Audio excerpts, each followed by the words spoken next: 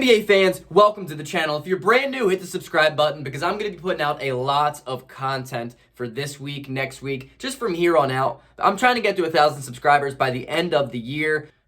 What better way to do that than just to put out good content? That's what I'm up to. Right now, I'm going to start a brand new series for this channel that I'm going to redraft every single draft in the 2010s. Let's start off with the 2010 draft. And as a Sixers fan, this one hurt really bad. This was like the beginning of the process. This is like the motion. This terrible draft pick on Philadelphia's end is the reason why the process began in the first place.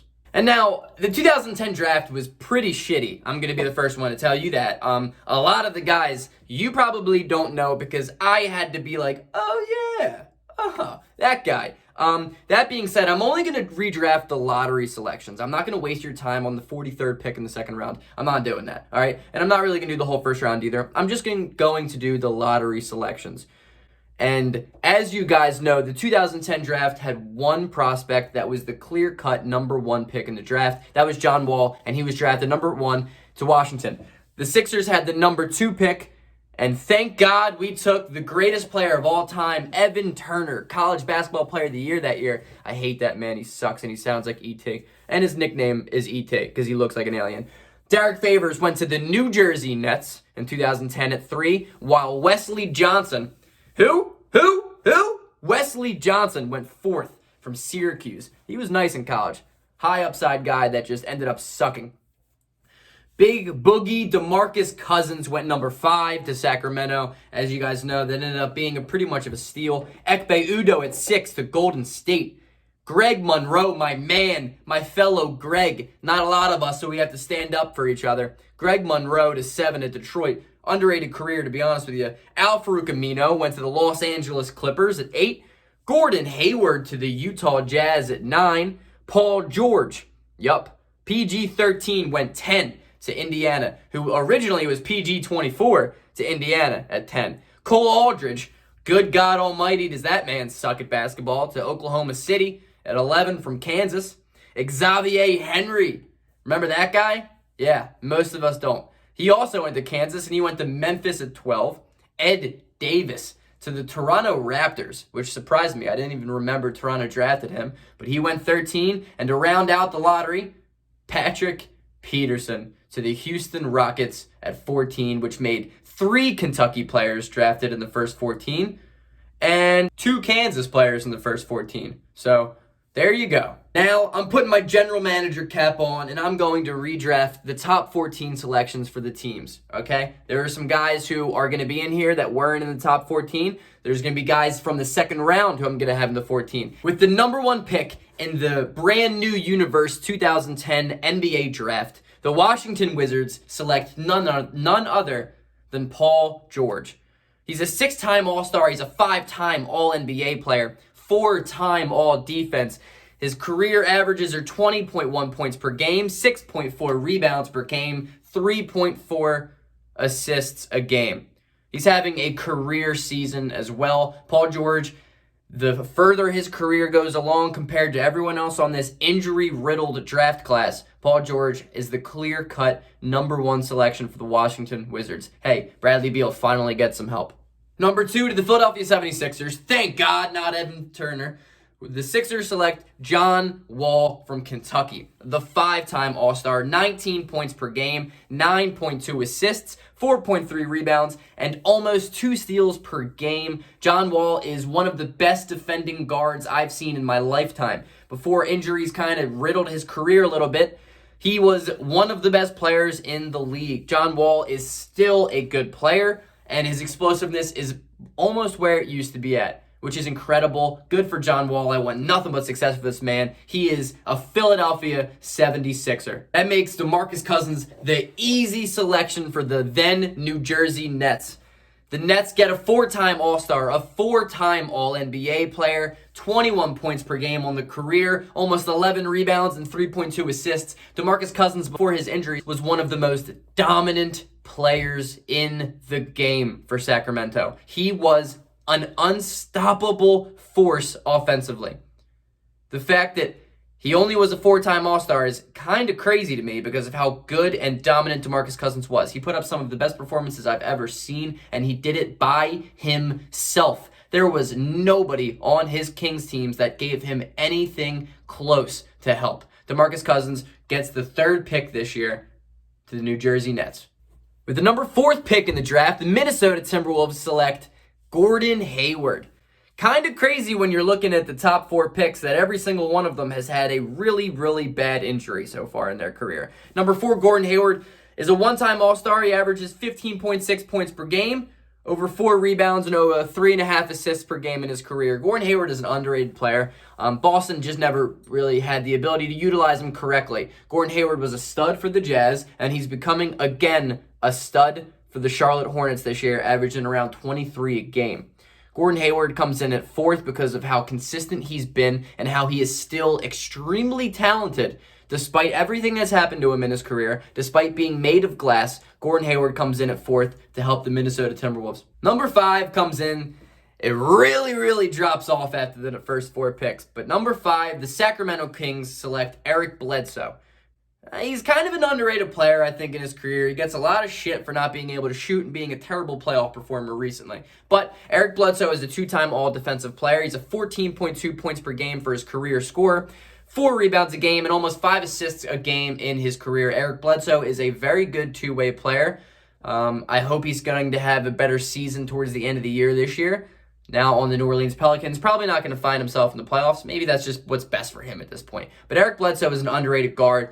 Had some really, really good seasons throughout his career, especially for Phoenix. And I feel confident that Sacramento can make the most out of him in this new universe redraft. Number 6 comes in as the biggest steal in the 2010 real draft. Hassan Whiteside going to Golden State at 6. Hassan Whiteside went late in the 2nd round, first of all, from Marshall University. He was actually a pretty big prospect in high school that I remember, and then he completely fell off in college. I mean, he just lost everything. But if you look back at his career in the NBA, once he was given the opportunity, he made the most out of it. Though I don't think he's the greatest center in the league, and I think at times he's a little bit overrated. He still is a very good and talented player. He does his job really, really well. I think he's a great backup 5 on any team in the NBA. I think any team would be happy to have him as a backup 5. His career is a 1-time winning rebound champ. He's a 2-time block champ. He's a 1-time all defense.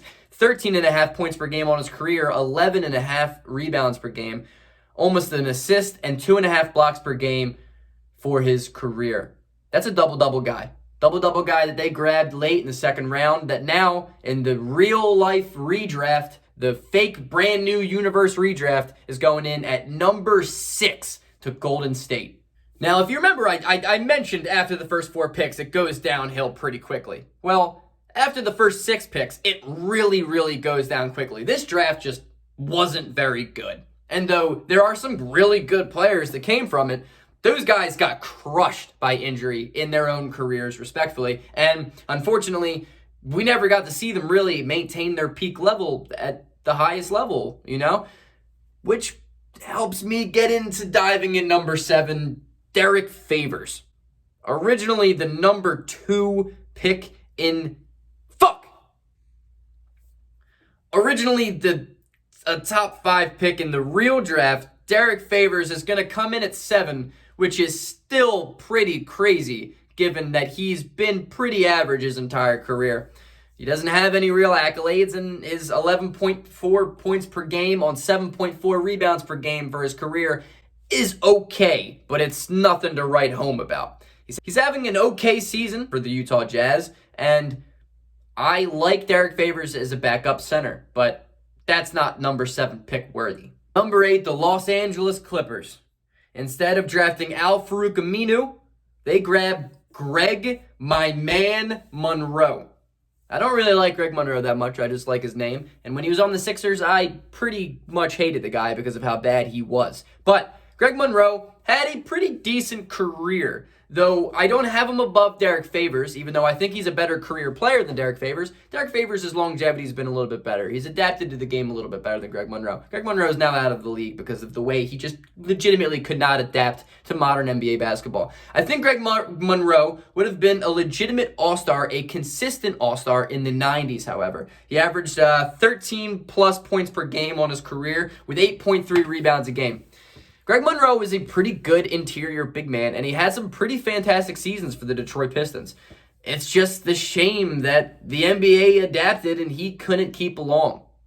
That being said, 8 to the Los Angeles Clippers. Number 9, the Utah Jazz, right? The Utah Jazz select Avery Bradley, and another underrated player, another pretty decent steal in this draft. He went mid-first round, but Avery Bradley is a 2-time All-Defender, 11.7 points per game, 2.9 rebounds, and 1.8 assists. I like Avery Bradley. I like the way he's adapted to the modern NBA. He's still playing. He's still being a pretty good player.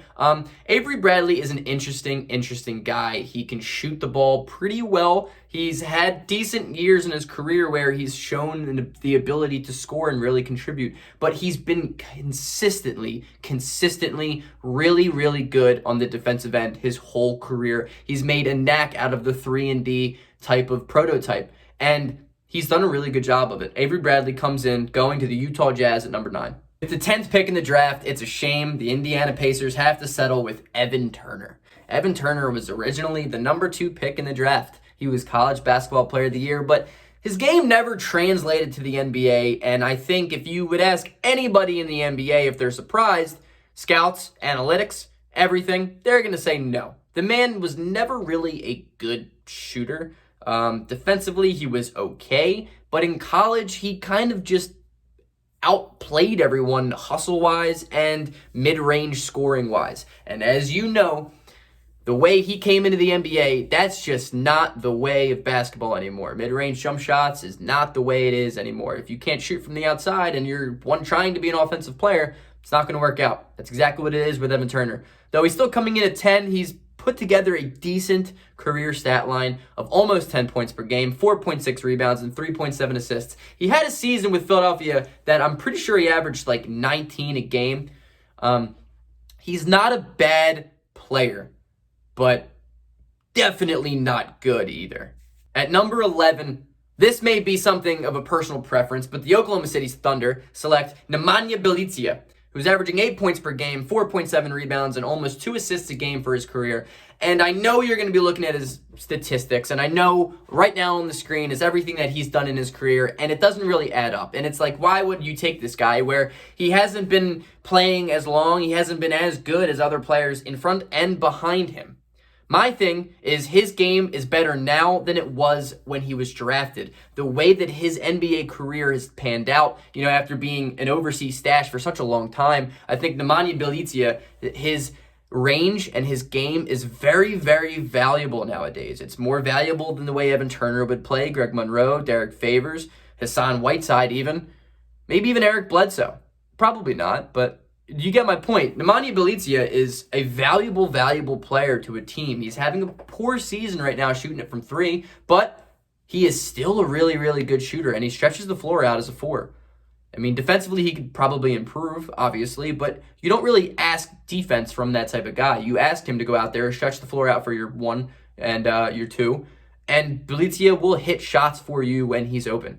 He is a volume shooter. He scores, he shoots, he's a good ball player. Number 12, the Memphis Grizzlies select Patrick Patterson. Now, I know this draft has really become just ugly. It really is. When I'm selecting Patrick Patterson in a redraft, knowing how his career has went, I'm still selecting him in front of like 30 other guys, which is just, it shows you how bad this draft is. That's my point. That's what I'm trying to say. Okay? Patrick Patterson is a 6.7 points per game career scorer, 4 rebounds and an assist. No accolades, but the thing with Patrick Patterson that I think people sleep on is the fact that he does stretch the floor. He does shoot the ball pretty well, and the way he and his game have translated to the modern basketball is something that's useful to a team now.